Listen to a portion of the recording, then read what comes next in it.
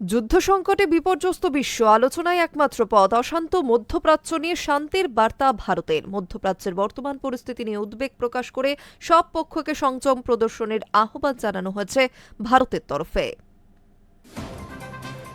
যুদ্ধের আগুনে পুড়তে থাকা মধ্যপ্রাচ্যকে শান্তির পথ দেখালো ভারত। সোমবার রাজ্যসভায় ইরান যুদ্ধ নিয়ে বক্তব্য রাখতে গিয়ে বিদেশমন্ত্রী এস জয়শঙ্কর জানালেন, আলোচনা ও কূটনীতি শান্তির একমাত্র রাস্তা।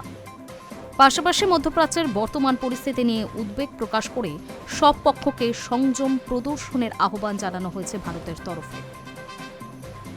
গত 28শে ফেব্রুয়ারি ইরানের মাটিতে যৌথ হামলা চালিয়েছে আমেরিকা ও ইসরায়েল। এই যৌথ হামলায় মৃত্যু হয়েছে ইরানের সুপ্রিম লিডার আয়াতোল্লাহ খামেনেইয়ের, যার প্রত্যুত্তর দিতে পিছু পা হয়নি তেহরান।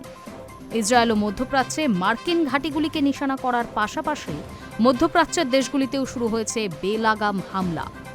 গুরুতর এই পরিস্থিতি নিয়ে সোমবার রাজ্যসভায় বক্তব্য রাখছিলেন বিদেশমন্ত্রী এস জয়শঙ্কর।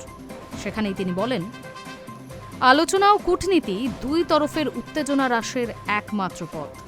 আমাদের সরকার গত 28শে ফেব্রুয়ারি বিবৃতি জারি করে এই যুদ্ধ নিয়ে গভীর উদ্বেগ প্রকাশ করে সব পক্ষকে সংযম প্রদর্শনের আহ্বান জানিয়েছিল। আমরা বিশ্বাস করি, উত্তেজনা কমাতে সকলেরই সংলাপ ও কূটনৈতিক পথ অনুসরণ করা উচিত। বিদেশমন্ত্রী আরও বলেন, প্রধানমন্ত্রী নিবিড়ভাবে গোটা পরিস্থিতি পর্যবেক্ষণ করছেন এবং সংশ্লিষ্ট মন্ত্রকগুলির সঙ্গে সমন্বয় রেখে যা যা করণীয় করা হচ্ছে। যুদ্ধ পরিস্থিতিতে সেখানে থাকা ভারতীয়দের নিরাপত্তাই আমাদের অগ্রাধিকার। ওইসব অঞ্চলে থাকা ভারতীয়দের সঙ্গে যোগাযোগ রাখা হয়েছে।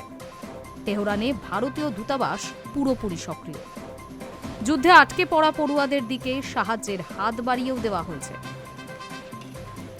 ইরান যুদ্ধের জেরে তৈরি হওয়া যাবতীয় সংকট পর্যালোচনার জন্য 1 মার্চ প্রধানমন্ত্রীর নেতৃত্বে নিরাপত্তা সংক্রান্ত মন্ত্রিসভা কমিটি বৈঠক হয়।